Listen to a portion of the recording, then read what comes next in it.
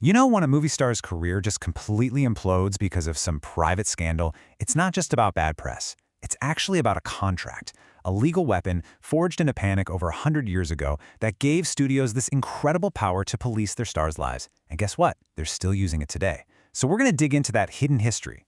Check out this quote from a court case back in 1922. It just perfectly captures the paranoia that was swirling around at the dawn of cinema. See, movies weren't just seen as entertainment. Nope.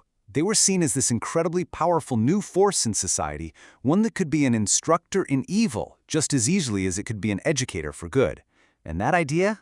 Man, that lit the fuse for a massive culture war. So what was it about these flickering images on a screen that terrified the establishment so much? I mean, why was this brand new art form immediately put on trial, not just in the court of public opinion, but in actual courts of law? Well, to get to the answer, we've got to go all the way back to the early 20th century, when a moral panic was brewing and movies were basically patient zero. Long before we had these grand movie palaces, there were the Nickelodeons. These were cheap little storefront theaters that, as one report said, sprouted like mushrooms after rain.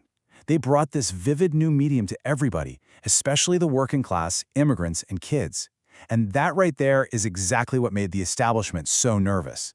So all that fear, it led to this legal idea that you could basically call class-based censorship. The courts literally argued that movies were not like books in a library. They said books pose no danger to, and I'm quoting here, children and the illiterate. But movies were seen as a direct pipeline right into the minds of these so-called impressionable classes. The whole view was so paternalistic, right? The idea was that the masses were basically children and needed to be protected from Hollywood's corrupting influence. This simmering moral panic, though, it needed a spark to really become an inferno. And in 1921, it got one, in the form of one of the biggest, most shocking celebrity scandals in American history. Roscoe Arbuckle was one of the highest-paid stars in the entire world. But after a party in San Francisco ended with the death of an actress named Virginia Rappe, he became the face of Hollywood depravity. The press coverage was just relentless, feeding the public all these sensationalized details over 3 separate trials. And even though he was ultimately acquitted of everything, it didn't even matter. His career was over, and Hollywood's reputation was left in tatters. Now, for the moral reformers who already thought Hollywood was a cesspool, the Arbuckle scandal was the smoking gun. It was everything they feared all rolled into one.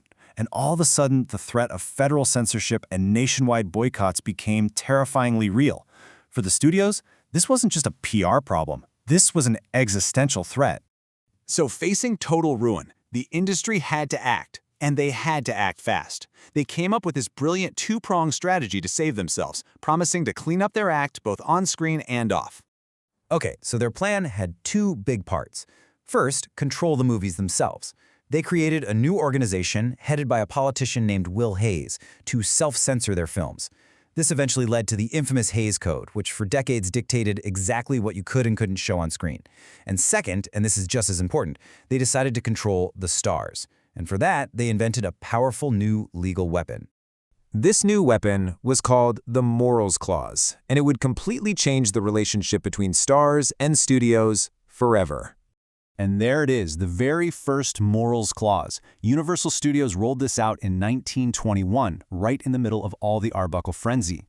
This wasn't some abstract legal idea. This was an emergency measure, a non-negotiable piece of paper designed to stop another star-driven catastrophe from ever happening again. And here's the thing. The genius of this clause, and also the danger, was all in the language. It was just so incredibly broad and subjective. I mean, what does it actually mean to bring yourself into public hatred or to shock the community, right? It could mean pretty much anything. And that was exactly the point. It gave the studios almost total power to police an actor's private life. For decades, this power was used to handle personal scandals, but in the late 1940s, during the Red Scare, the Morals Clause got weaponized for politics. Studio heads used it to fire a group of screenwriters and directors known as the Hollywood 10 because of their alleged communist ties, which created the infamous blacklist. So the writers argued this was a clear violation of their free speech. But the studios, they just fell back on that same vague language from 1921. They claimed that by refusing to testify before Congress, the Hollywood 10 had brought the entire industry into public hatred, contempt, scorn, or ridicule. The very tool designed to stop the next Fatty Arbuckle was now being used to enforce political purity. And that brings us to today. And if you think these old-fashioned ideas are a thing of the past, well, you'd be wrong. The legacy of that 1921 panic is still written directly into contracts today.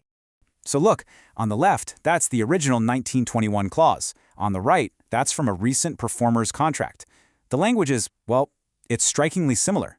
Phrases like public disrepute, contempt, scandal, or ridicule have survived almost word for over 100 years.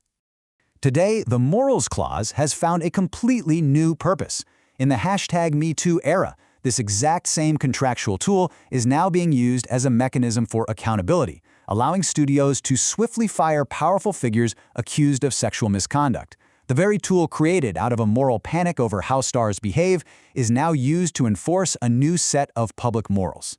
So you think about it, from Fatty Arbuckle to the Red Scare, all the way to #MeToo, this morals clause has just kept adapting. And that forces us to ask a really big question. 100 years later, have we actually figured out where an artist's private life ends and their public responsibility begins? It seems like the debate that one big scandal kicked off is a debate we are still having right now.